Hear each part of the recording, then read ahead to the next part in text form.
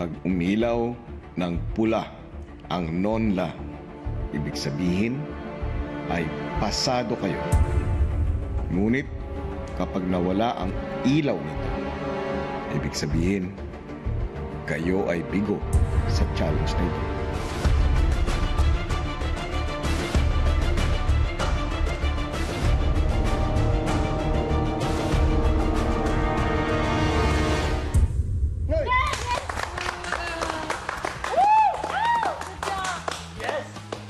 Total number na pasado na spring rolls ay 260. Congratulations!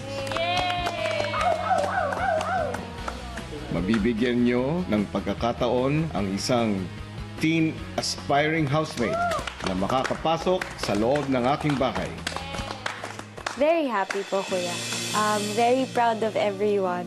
I felt as a mission accomplished, so the new kid would be able to come to the house. Enjoy po ako sa mga task na pinagawa nyo. At the same time, yun nga po, nakatulong po kami sa teen housemate na gustong-gusto makapasok po dito. At gusto ko rin na ma-experience na kung ano yung na-experience po namin dito kakaiba. Pero housemates, umabot nga kayo sa bilang at sa dami ng kape. Pero magugustuhan ba ng mga bibili?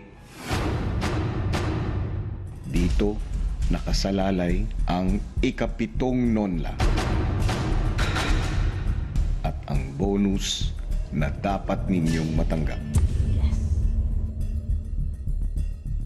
Kung lahat ay excited sa bonus na maaaring matanggap sa pagkapanalo sa 7 tasks, si Tui naman kabadong nakikipag-usap kay Kuya sa confession room. Isa na lang. I know. Kaya?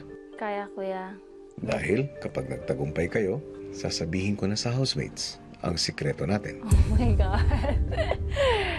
At magiging malaya ka na. Hindi ka nang magwaray. I know. So excited, talagang hirap. Like, it gets harder every day. Pero Tui, Kuya. kapag hindi kayo nagtagumpay, malalaman pa rin nila ang sikreto. Opo, Kuya. Pero, kailangan na kitang pauwiin. Tama ba? Tama, Kuya. Kaya, ibibigay natin ang lahat. Okay, Kuya. Hi mga kapamilya! Be updated with the Pinoy Big Brother housemates by clicking the subscribe button and watch all the latest videos by clicking the I button above.